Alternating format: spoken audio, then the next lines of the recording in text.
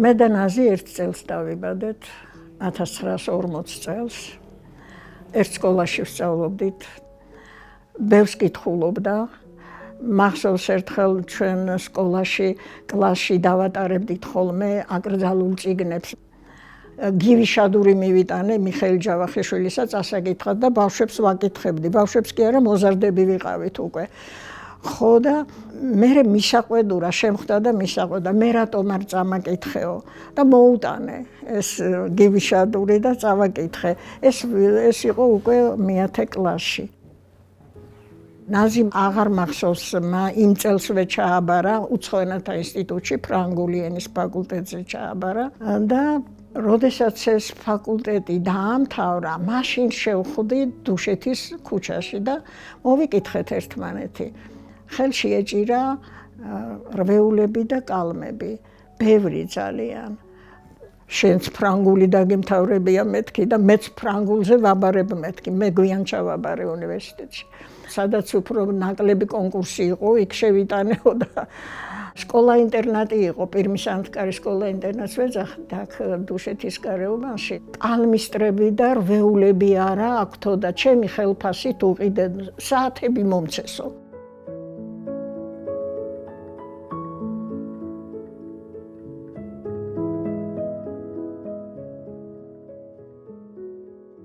რედაქციაში რო დავიწყე მუშაობა, მაშინ ჩვენთან მუშაობდა ბიჭი სიანაიძე, ძალიან კარგი ჟურნალისტი.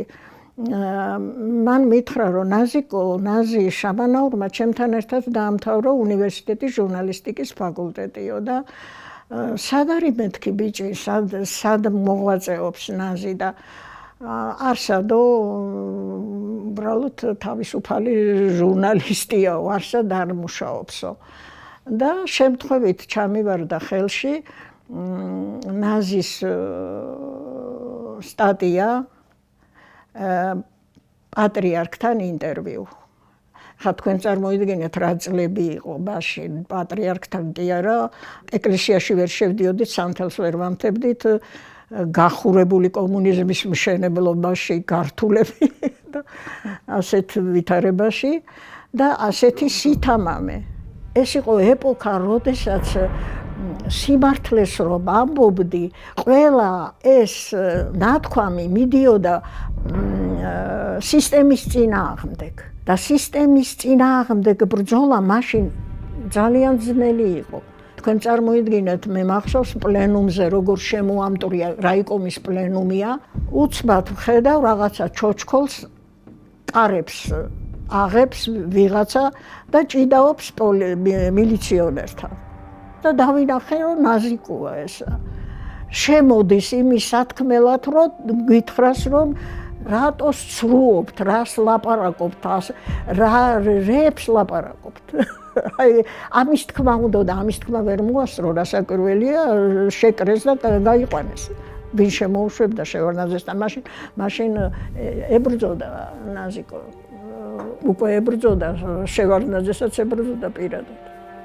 ჩიოდა ყველაფერზე რაც ხდებოდა, რაც მას მიაჩნდა, რომ საშინელებები ხდებოდა, ყველაფერს წერდა, ყველაფერს დაწვრილებით. ქურდობა იყო, კორუფცია იყო, კოლმეურნობებში იყო, საკადრო პოლიტიკა იყო, რაიკავშირი იყო, თუ რაც იყო, რაც ხდებოდა, რა ვიცი და რასაც თვითონ პარტია და მთავრობა ეძახდა ნეგატიურ მოვლენებთან ბრძოლას.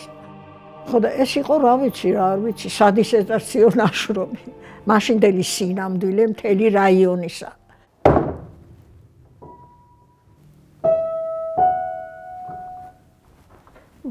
არა, კლავიშები არ მუშაობს. ტყვიასავით მინძიმდა ტყუილი და ცბიერ ხალხს მზაკვარს ქვენაზრახებით სავსებით ვერ ვიტანდი. არავის ვაბარებ ანგარიშს. მე პირნათელი ვარ ჩემი ხალხის და სამშობლოს წინაშე. გავაკეთე ის, რაც შემეძლო. რა მოასწრო? რაც მთავარია, მოასწრო ის. დარჩა მაგალითად ბოროტებასთან ბრძოლის.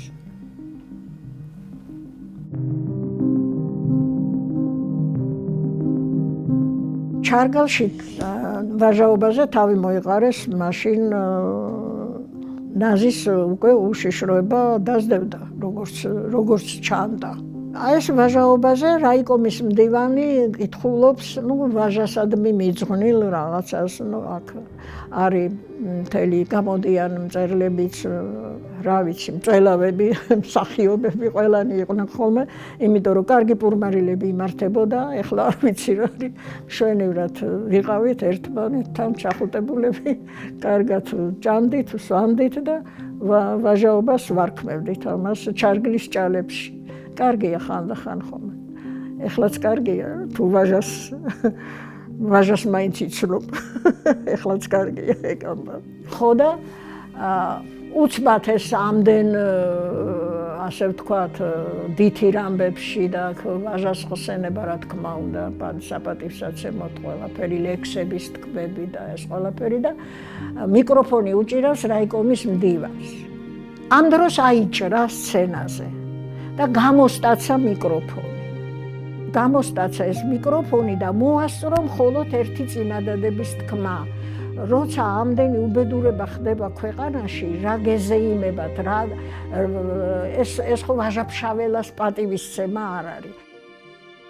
ავიდა პოლიცია, მილიცია და თვალის დახამხამებაში დედასთან ერთად ჩატენეს კანარეიკაში. კანარეიკებს ეძახოდნენ, მაშინ არ ვიცი, მანქანები იყო, პოლიციის მანქანა, მილიციის მანქანა იყო. წაიყვანეს და აღარც მოიყვანეს. ვეღარც მოიყვანეს, მერე რომ მოიყვანეს და სანამ მოიყვანეს, რომ წაიყვანეს, წაიყვანეს. პირდაპირ ასათიანზე. ფსიქიატრიაში ასათიანზე. სპეციალისტების ენაზე შამანაურის ქცევა ასე ხასიათდება: შიზოფრენია, რომელიც გამოხატულია არაკრიტიკული გამონათქვამებით მოწამვლაზე, დევნაზე ფიქრით, ჭამის შიშით. მე და ჩემი კოლეგები არაერთხელ გამოვუძახები ვართ შამანაურთან კონსულტაციისათვის.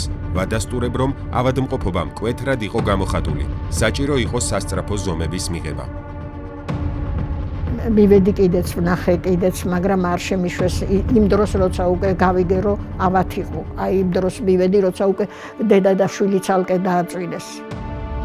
მე რა შევესწარი, გისოსებიანი და დაკეტილი კარები, ღია, გისოსები ღია, იქიდან ღრიალებს ვიღაცა, რომელსაც ეჯაჯგურებიან და ნებს უკეთებენ. და ნაზი არავითარ შემთხვევაში არ დალევდა წყაბალს. როგორც ვხედავთ, ეს არ შემოაკვდათ, შემოეცემათ, ასე ვთქვათ, შემოელახათ წამლის დალევის დროს. გამატიტულეს ყველას თვალწინ, თმით მithრიეს, 13 დღის ნაშიმშილებს შემიკრეს ხელფეხი, მუცელში მცემდნენ. ცხვირზე ხელს მაჭერდნენ, რომ პირი გამეღო. გვიან მოიყვანეს, გვიან. გარდაცვლილი იყო, ეს გავიგეთ ჩვენ, რომ გარდაიცვალა, მაგრამ გვიან, არ ვიცი, არა, იმიტომ რომ რაიკომიდან დაგვირეკეს, რომ რედაქციას დაურეკეს, რომ არ მიხვიდეთო. ასე მოხდა. პანაშვიძე არ მიხვიდეთო, მთელი რედაქცია არ ვიცი, ჯიბრით თუ რაღაცით დავიხոտეთ და მივედით. დავინახე უკვე მოხუცი ქალი, თმათეთრი ქალი. ვეღარ ვიცანი, მე ვთქვი, დედა ხო არ არის, ვერ ვიცანი. ნატანჯი ქალი. კოვს პირში მთხრიდნენ, კბილებს მიმტრევდნენ. ლუკმა რომ ძალით გადამეყლაპა, ძუძუებზე ფეხს მაჭერდნენ. თან დამჩინოდნენ, მემუქრებოდნენ, შენაკედან ცოცხალი ვერ გახვალო. თუ ის ავად იყო და სამკურნალოდ დააწვინეთ, ამ დედა რა შუაში იყო. და თუ ის ავად იყო და სამკურნალოდ დააწვინეთ, უშიშროება რა შუაშია. რომ მიხვედით და მეორე დღეს უშიშროება რომ მივიდა და მეორე დღეს სახლი გაუტეხა და წაიღო მთელი ნაწერები. უშიშროება რა შუაშია, დაუშვათ ის დააწვინეს როგორც დისიდენტი. ის დააწვინეს როგორც მტერი საბჭოთა წყობილების. ის დააწვინეს მაგრამ სინამდვილეში გაამაგრეს ძალიან ცნობილი ფსიქიატრის დასკვნით, რომ მას სჭირდება მკურნალობა. და მკურნალობის დროს კლავენ ექიმები? მკურნალობის დროს უნდა მოკლა? შეთითხნილი სიცრუეა ცნობა საპყრობილეში სხვაგვარად მოაზროვნეს შამანაურის მოწამეობრივი სიკვდილის შესახებ.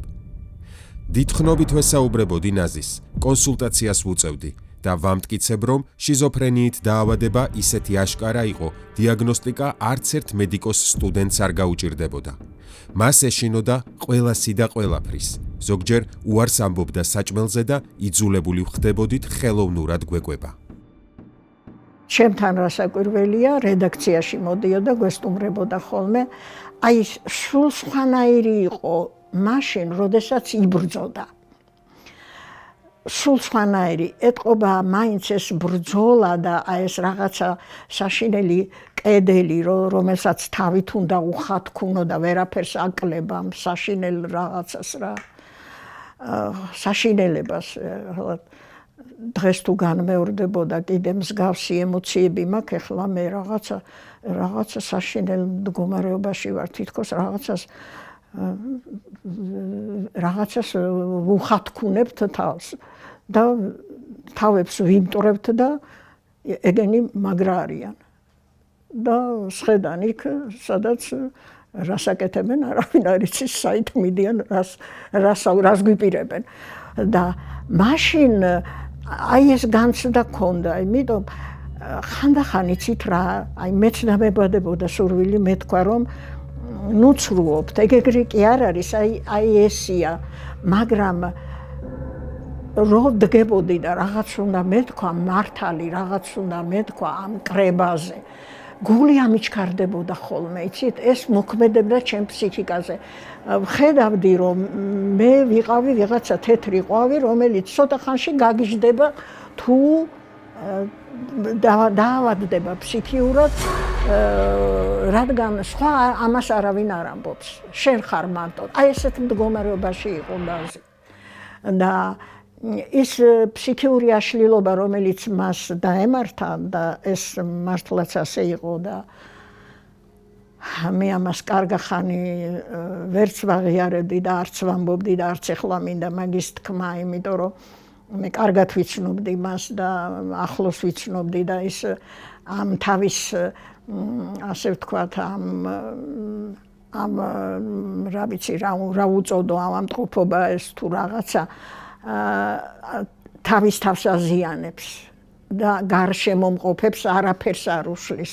არავის საზოგადოებისთვის საშიში არ არის. არის ასეთი ფორმა ამ დაავადებისა. აი ეს ამის საშიშროების წინაშე ვიყავით ყველანი, ვისაც მაგარი ფსიქიკა არ აქვს. და ნაზიკო იყო გმირი. აი ამ გმირობა, რასაც ქვია, ჩემთვის ეს არის, რომ აი რა არის ჩემთვის გმირობა, რასაც აკეთებს ახლა მზია ამაღლობელი.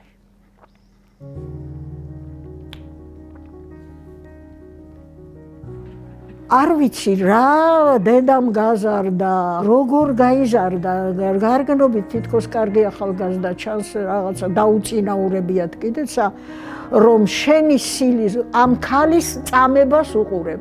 ავამტყოფი ქალის, რომელიც დააბრმავეს ციხეში, თუ ადრეც ჰქონდა პრობლემა სინათლის. ჟურნალისტი ქალის, რომელიც მსოფლიო აღიარა როგორც გმირი. დღეს ნაზი შამანაური უამრავი დგას რუსთაველზე. აი ეს ნამდვილად მჯერა მიამისი. და დღეს თამამად თუ პატარა სინდისიც გაქვს და თუ შორს არ ახარ იმ ხელისუფლების ბნელი ზრახვებისაგან და გრძნობ და რაღაცა ხვდები რა შეეყარა თავამტყოფობა ეს თუ რა არის ეს, რატო ააყირავეს ქვეყანა, როცა არ იყო ამის საჭიროება. მეთოდები არ შეცვლილა, გელა ჩემთვის არის გასაოცარი.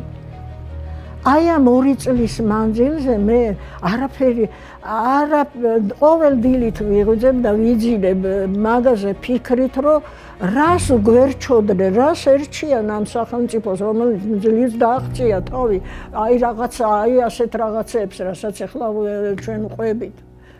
და რას გვერჩოდნენ, არ შეცვლილა მეთოდები. ეხლა კიდევ თქვენნაირი ხალხი და აი ის ხალხი, ვინც რუსთაველზე დგას, განსაკუთრებით ახალგაზრდები, რა ვიცი, გმირობის ტოლფაში, მარტო დგომაა იქ გმირობა.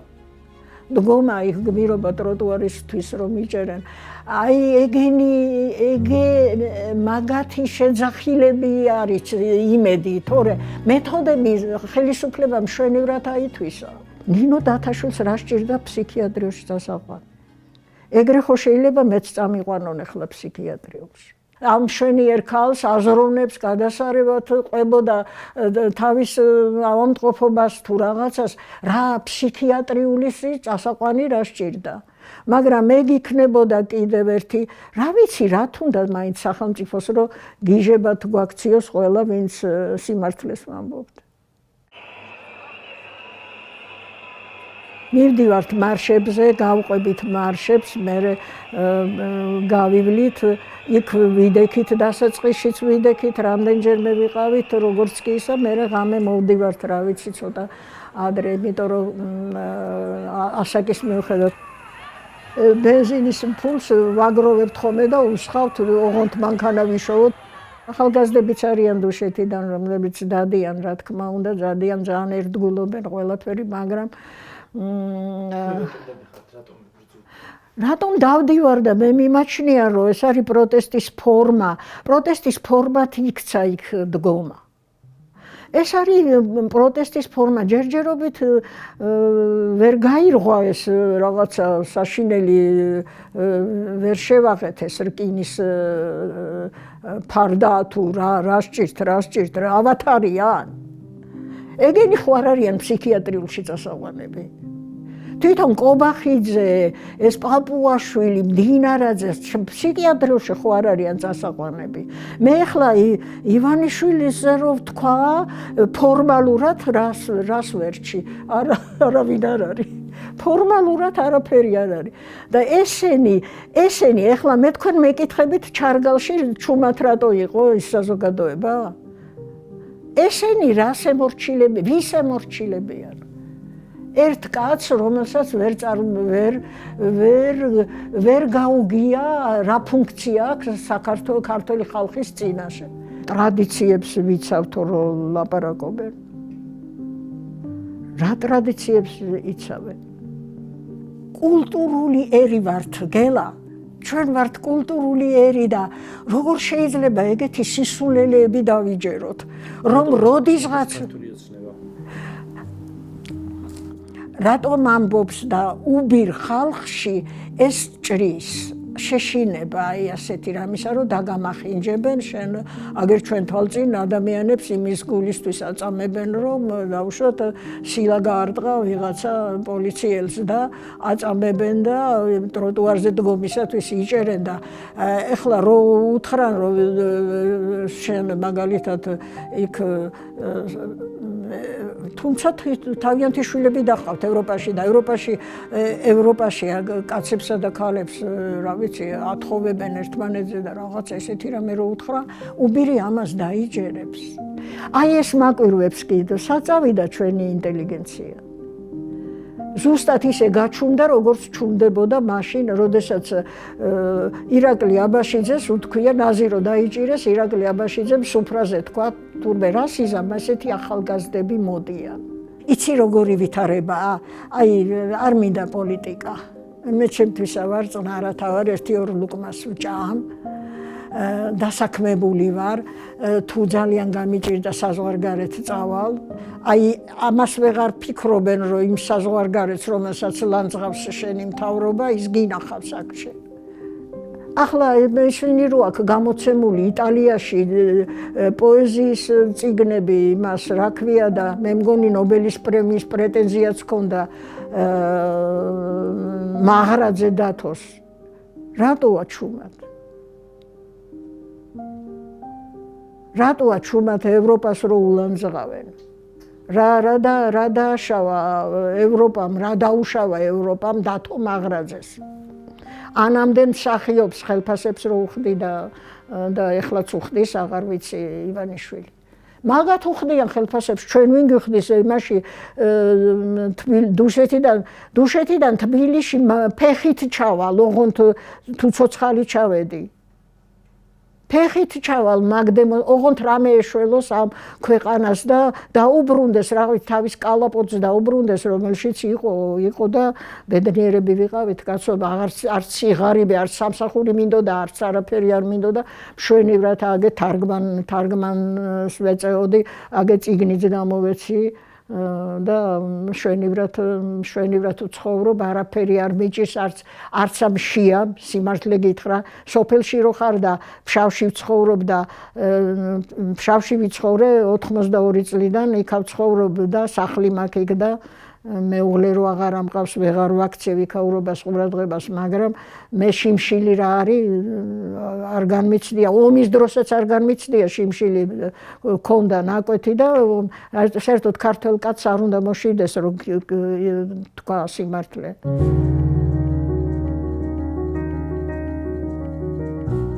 არ მინდა არაფერი, მაგათ აძლევენ ფულზე ეგენი არიან გაყიდულები. მე ვინ მაძლევს ფულს რუსთაველის პროსპექტზე დგომაში. რანაირი ჯოჯოხეთი გამოვიარეთ და რო ამოვისუნთქეთ, მე კიდე სულ თქვა რატომ შეგვიზღუდა, სულ ანალოგიებს ვავლებ დღევანდელ დღესაც.